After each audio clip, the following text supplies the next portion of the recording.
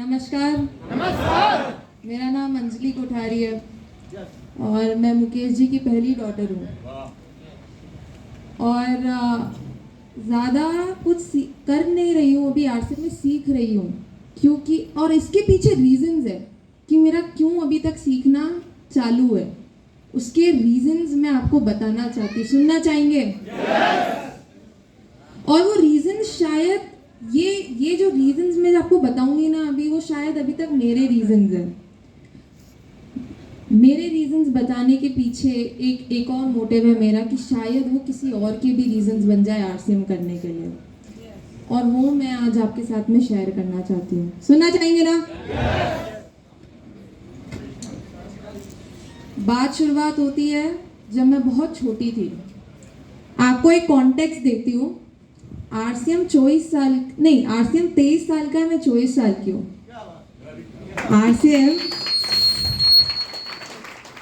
RCM 23 years का है, मैं 24 इयर्स की हूँ। मेरे पापा ने जब चालू किया था ना बिजनेस, उस समय मैं 1 साल की थी, और मेरे से शायद अच्छा कोई जानता नहीं, क्योंकि मैंने शुरुआत से उठते हुए देखा है इस बिजनेस को। पर क्योंकि मैं बहुत छोटी थी,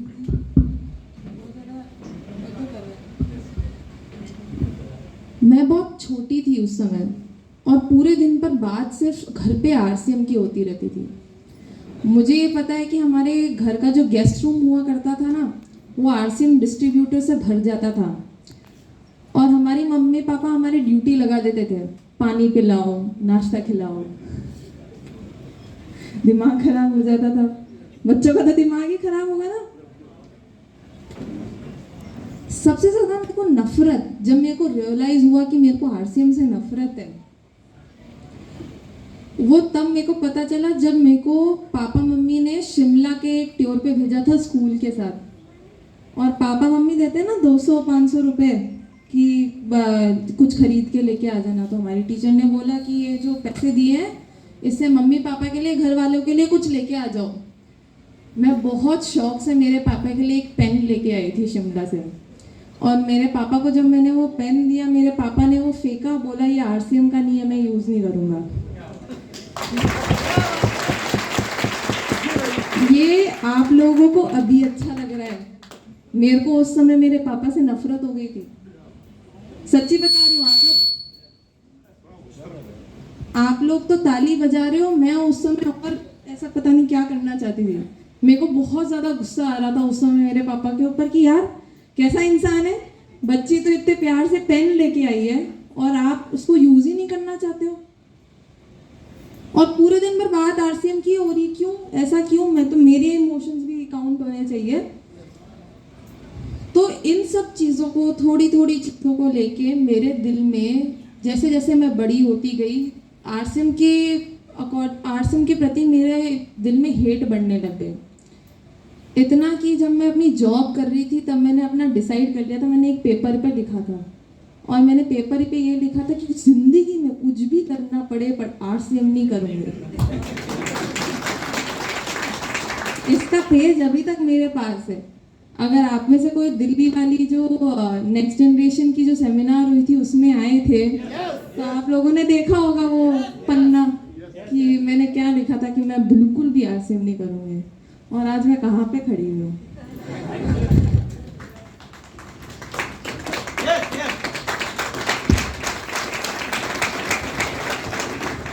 देखिए, इसकी जर्नी सिंपल नहीं है। जैसा कि मैंने आपको बताया कि मेरी शुरुआत शायद हेट से हुई थी, बहुत ज़्यादा नफरत से हुई थी आरसीएम के लिए। बात ऐसी हुई कि जब मेरी नौकरी लगी थी, मतलब क्योंकि मेरे दिमाग में इतनी नफरत थी ना आरसीएम के लिए, तो मैंने डिसाइड कर लिया कि चलो कोई बात नहीं, अब जैसे तैसे करके पापा को तो जिस चीज़ में अच्छे थे, जिस चीज़ में पैशनेट थे, वो तो मिल गया, मुझे भी ढूंढना पड़ेगा ना जिसमें मेरे को पैशन है। तो मैंने इवेंचुअली, जैसा हर एक इंसान करता है, आप पढ़ते हो, आपको जिसमें नौकरी करनी है उसके बारे में आप पढ़ाई करते हो, ग्रेजुएट होते हो और नौकरी ढूंढते हो। मेरी एजुकेशन हुई थी, अपनी कॉलेज की एजुकेशन मैंने fashion communication Parson school of design से की है, जो कि वर्ल्ड का बेस्ट डिज़ाइनिंग कॉलेज है। वहाँ से मैंने फैशन कम्युनिकेशन की डिग्री ली, और उसी के थ्रू मेरे को एक जॉब मिली जो कि एज अ पब्लिसिस्ट जॉब थी, और मैं सेलिब्रिटीज़ के साथ काम करती थी। आप जो मूवीज़ आज अभी देख रहे हो ना, मेरा काम होता था सेलिब्रिटीज़ के साथ बैठ के 6 महीने पहले ही देख लेना, उनके घर पे बैठ के। मैं आपको बता नहीं सकती अनिल कपूर के साथ मैंने बैठ के उसके घर पे कितनी बार उसकी मूवीज़ देखी है, और उसको बताया भी है कि कितना क्या क्या क्या ये जॉब हुआ करती थी मेरी। और जैसा कि पापा ने बताया आपको, मेरी क्लोज टू 1 लाख सैलरी थी, स्टार्टिंग सैलरी। तो नेचुरली मैं अपनी जॉब में काफ़ी खुश थी। शुरुआत के 6 महीने में मैं बहुत खुश थी, और मुझे ऐसा लगा कि भाई आई थिंक मुझे मिल गया है, यही करना है, इसी में आगे बढ़ना है। But little did I know, ये तो बहुत बड़ा प्रेशर बन जाएगा मेरे ऊपर आगे आने वाले 6 महीनों के बाद। शुरुआत के 6 महीने मैंने अपनी नौकरी में इतने मज़े किए कि आप मान नहीं सकते, क्योंकि शुरुआत की पहली नौकरी थी ना, मम्मी पापा का सारा छूट गया था, तो मैंने भी फुल मज़े उड़ाए कि ये तो मेरे पैसे, मैं मज़े उड़ाऊंगी। 6 महीने खूब मज़े किए। बट 6 महीने के बाद जो मेरी रिस्पॉन्सिबिलिटीज़ बढ़ती गई काम में, और उस जो मैं पैसे कमाती थी उसको कमाने में जो मेहनत लग गई थी, उसमें मेरी जान चली गई थी। आप मानेंगे नहीं, मैं घर से सुबह 8 बजे निकलती थी और रात में आती थी सुबह 3 बजे रात में। ये मेरी लाइफस्टाइल हो गई थी, और मम्मी पापा भी काफ़ी खुश नहीं थे, क्योंकि किसको पसंद आएगा 3 बजे सुबह आ रही हूँ मैं घर पे, किसको पसंद आएगा। हालांकि क्योंकि ये मेरी लाइफस्टाइल हो गई थी। सेलिब्रिटीज़ शायद रात में ही उठते थे, मोस्टली सेलिब्रिटीज़ रात में ही उठते थे, काम सारा तभी होता था। तो इस सारी लाइफस्टाइल से उस 1 लाख को कमाने के पीछे मैं इतना एफर्ट डालती थी, और मैंने अपने घर पे ये नहीं देखा था। मैंने मेरे घर पे पापा को हमेशा अपना काम जो करते हुए देखा था ना, वो पैशन के साथ काम करते हुए देखा था। एक दिल चाहता था उनका कि मैं इसमें आगे काम करूं। और थोड़े समय बाद जब मैंने अपनी लाइफस्टाइल मेरे पापा के साथ कंपेयर की, मैंने रियलाइज़ किया कि शिट, मैं क्या कर रही हूँ। हाँ, मैंने जो पढ़ा वो मेरा पैशन था, बट अब मेरे को इससे प्यार नहीं है। क्यों? क्योंकि इसको कमाने, जो मैं पैसे कमा रही हूँ उसको कमाने के लिए मेरे को पता नहीं क्या क्या करना पड़ता है। वो मेरा फर्स्ट रियलाइजेशन था। तब मैंने सोचा भी नहीं था आरसीएम करने का, बस दिमाग में आया था कि यार चलो, कंपैरिजन किया था कि मैंने कि हाँ शायद पापा जो करते हैं वो अच्छा है।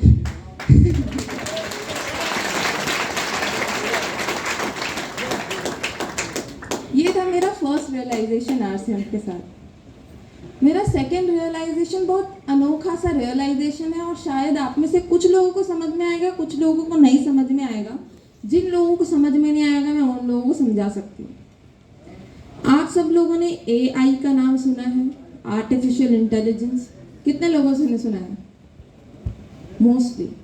जिन लोगों ने नहीं सुना है उनको मैं बताती हूँ। आप जब छोटे थे तब आप लोगों ने, सब लोगों ने एक समय ड्रीम किया था कि एक समय आपकी सारी नौकरी, सारी जॉब एक कंप्यूटर कर पाएगा, राइट? हम सब लोगों ने सुना था। तब आप लोग सुन रहे थे, आज ये हो रहा है, राइट? और मैंने अपनी नौकरी में मेरे काम को कंप्यूटर से रिप्लेस करते हुए होते हुए देख लिया था। मुझे पता था कि आने वाले 15 साल में मैं रहूं या नहीं रहूं, ये जो जॉब है मेरी, ये जो जॉब है वो कंप्यूटर आसानी से कर सकता है, तो शायद मेरी नौकरी मेरे हाथ में भी नहीं रहेगी। आप सब लोगों ने चैट जीपीटी के बारे में सुना है? बहुत कम। जैसे आप भी कभी यूज़ करना। चैट जीपीटी क्या होता है ना, चैट जीपीटी को अगर आप बोलो कि ले भाई मेरे लिए एक ये स्पीच लिख दे, तो चैट जीपीटी स्पीच लिख के दे देता है आपको उसको कुछ बोलने की ज़रूरत नहीं है। अनलाइक गूगल में आप लोग क्या करते हो कि पहले लिखते हो कि मेरे को किसके ऊपर रिसर्च करनी है, आप रिसर्च करते हो, फिर अगर आपको स्पीच बनानी है तो आप उससे स्पीच बनाते हो।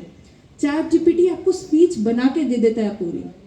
और क्योंकि एज मैं पब्लिसिस्ट थी, मेरा काम कई बार जर्नलिस्ट के साथ हुआ करता था। मेरे को जर्नलिस्ट को बताना पड़ता था, देख भाई तू मेरे क्लाइंट के बारे में ऐसा ऐसा नहीं लिखेगा, जो मैं बोलूँगी वो लिखेगा न्यूज़पेपर में। तो वो सारी न्यूज़ कई बार मेरे को खुद को बना के देनी पड़ती थी। तो जो काम आज पहले 2 से 3 दिन में होता था, क्योंकि आप कोई भी न्यूज़ आर्टिकल लिखते हो तो उसके बारे में रिसर्च चलती है, उसके ओपिनियंस होते हैं, बहुत सारी चीज़ें आपको काउंटर करनी पड़ती है, उसके बाद लिखनी पड़ती है। इन सारी चीज़ों में 2 से दिन लग जाते हैं। बट AI की वजह से, चैट GPT की वजह से मेरा काम जो 2 से 3 दिन में हुआ करता था वो आज 15 मिनट में हो जाता है।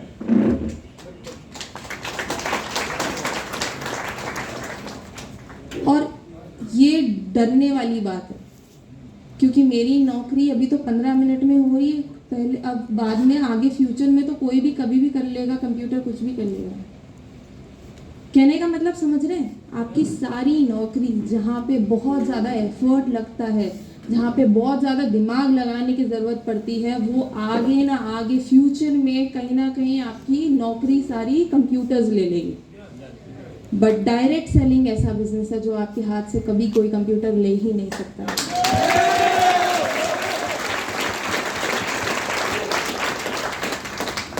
रीजन किसको जानना है?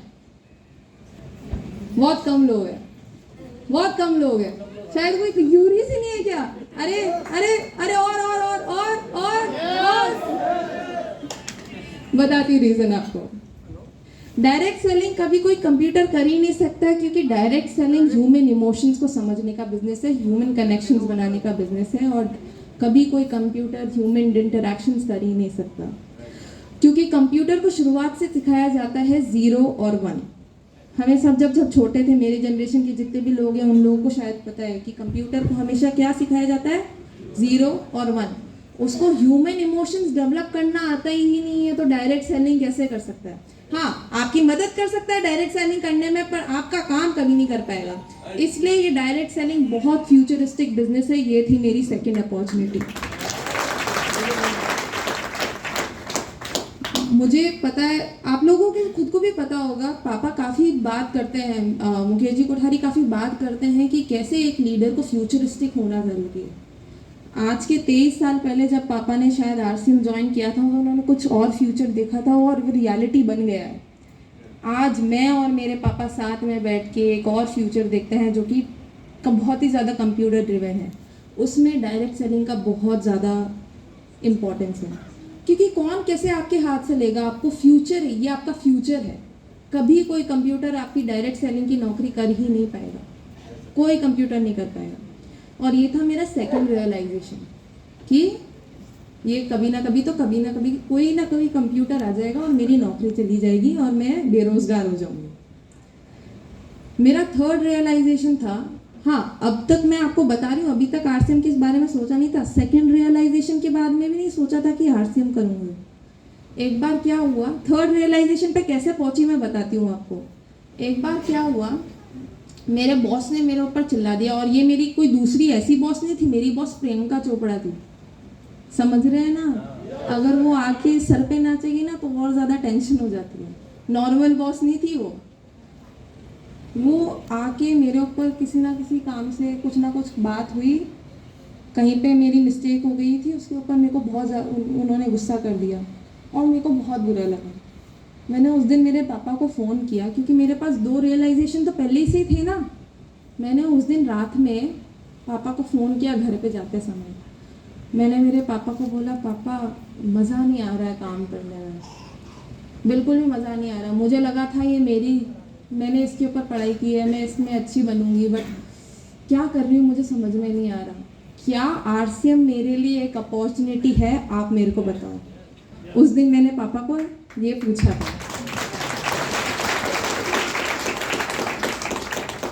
तो पापा ने क्या कहा कि मेरी नौकरी बॉम्बे में थी, मुंबई में, और पापा ने बोला कि वहाँ पे नाला सोपारा में मेरी एक मीटिंग है, एक बार आ जा।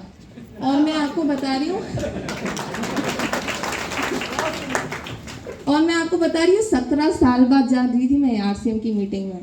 ये मैं आपको समझाना चाह रही थी कि कितनी नफरत थी मेरे को। मैं 17 साल बाद मेरे खुद की पापा की एक मीटिंग में जा रही थी।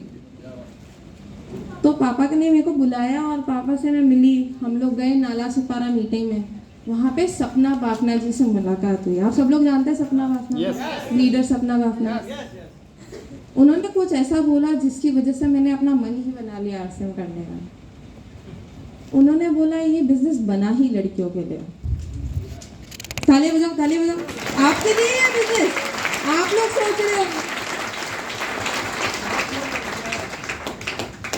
आरसीएम में क्या हुआ है ना, अभी तक जब से मैं छोटी हूँ, जब से मैं छोटी थी और बड़ी हुई हूँ, मैंने विमेन लीडर ज़्यादा फेसेस नहीं देखे। और जब ये नंबर हम लोग कंपेयर करते हैं इंडिया और यूएसए के थ्रू, वहाँ पे मोस्टली जो डायरेक्ट सेलर्स हैं वो आज विमेन हैं, क्योंकि इसमें ज़्यादा मेहनत का काम नहीं है। इसमें सिर्फ आपको जो आप यूज़ करते हो वो ह्यूमन इंटरेक्शन के साथ आपको किसी को समझाना है, बताना है। और लड़कियों से ज़्यादा अच्छा ह्यूमन इंटरेक्शन, रिलेशनशिप डेवलपिंग और कोई इंसान कर ही नहीं सकता, क्योंकि वो गुण हमारे अंदर पहले ही है।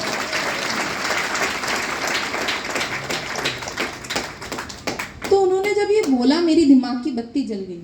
और अगर आपकी बत्ती नहीं जली है अभी तक, तो आपको एमआरआई स्कैन कराने की ज़रूरत है, पापा बोलते हैं।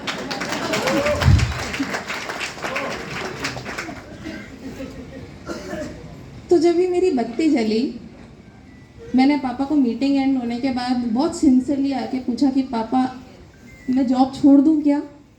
पापा ने बोला जॉब छोड़ दे, सीख आरसीएम के बारे में, टाइम लगेगा सीखने में। और क्या, मुझे सीखने में बहुत टाइम लगता है। और मेरे को क्या, आपको ये भी समझना पड़ेगा, मेरे को पहले आरसीएम से नफरत थी, तो मेरे को आरसीएम से प्यार होने में भी तो टाइम लगेगा ना। तो प्यार भी कर रही हूँ धीरे धीरे, और सीख भी रही हूँ आरसीएम के बारे में धीरे धीरे। शायद ये जो 3 रीजंस मैंने आपको बताए, ये आप किसी आगे फ्यूचर में किसी को ज्वाइन कराएंगे, किसी को भी फ्यूचर में आरसीएम के बारे में बताएंगे, तो शायद ये उनके रीजंस ही बन सकते हैं, और शायद ये आपके रीजंस भी बन सकते हैं।